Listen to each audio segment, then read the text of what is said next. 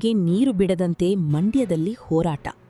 ಮಂಡ್ಯ ಕಾವೇರಿ ನದಿಯಿಂದ ತಮಿಳುನಾಡಿಗೆ ನೀರು ಹರಿಸಕೂಡದು ಎಂದು ಆಗ್ರಹಿಸಿ ಮಂಡ್ಯದಲ್ಲಿ ರೈತರು ಹಾಗೂ ವಿವಿಧ ಕನ್ನಡಪರ ಮತ್ತು ರೈತ ಸಂಘಟನೆಗಳು ಬೃಹತ್ ಪ್ರತಿಭಟನೆ ನಡೆಸಿದರು.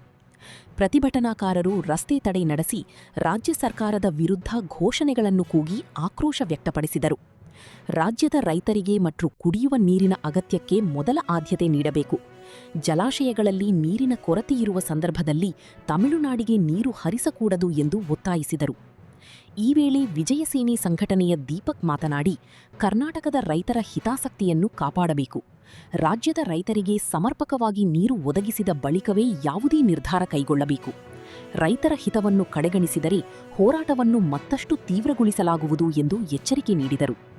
ಪ್ರತಿಭಟನೆಯಲ್ಲಿ ವಿವಿಧ ರೈತ ಸಂಘಟನೆಗಳು, ಕನ್ನಡಪರ ಸಂಘಟನೆಗಳು ಹಾಗೂ ಸಾರ್ವಜನಿಕರು ಭಾಗವಹಿಸಿದ್ದರು. ರಸ್ತೆ ತಡೆ ಹಿನ್ನೆಲೆಯಲ್ಲಿ ಕೆಲಕಾಲ ವಾಹನ ಸಂಚಾರದಲ್ಲಿ ವ್ಯತ್ಯಯ ಉಂಟಾಗಿದ್ದು, ಸ್ಥಳದಲ್ಲಿ ಪೊಲೀಸ್ ಬಿಗಿ ಬಂದೋಬಸ್ತ್ ಕಲ್ಪಿಸಲಾಗಿತ್ತು. ವರದಿ ಮಹಂತೇಶ್.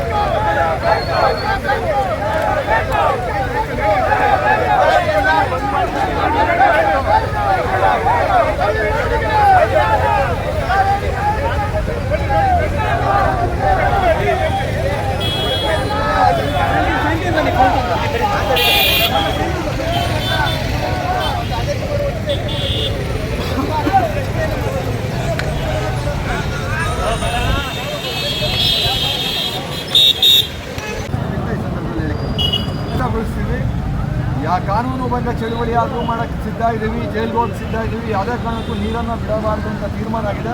ಎಲ್ಲ ಸಂಘಟನೆಗಳು ಬೆಂಗಳೂರಲ್ಲಿ ಒಂದು ಸಭೆ ಮಾಡಿದ್ದೀವಿ. ಒಂದೊಂದು ಜಿಲ್ಲೆಗೆ 3 ಸಂಘಟನೆ ಮುಂದಾಗಿ